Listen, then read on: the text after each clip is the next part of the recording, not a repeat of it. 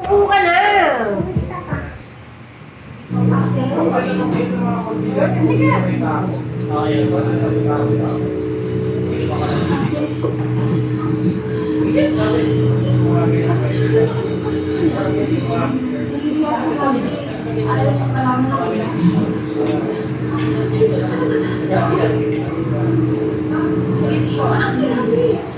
Ate, natatakot din ako kay Hana.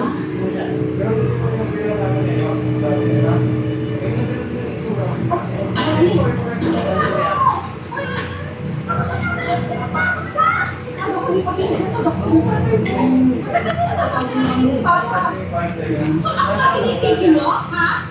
Kasalanan mo na kung bakit nagkaganyan. Hindi kayo aalis dito. Pamilya si Marta, kaya aalis na ako na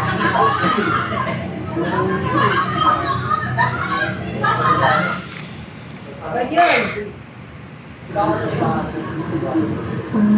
Kaya ka nalilisa. Nalisan ka.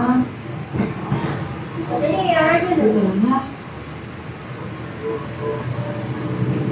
wala na din dito. Man, suwahan yun. Pagayin na. Kailangan na tulad ko.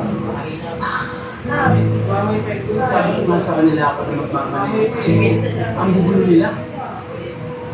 Hindi ka na talaga nalilito sa akin. Pinag-usapan na natin ito, di ba?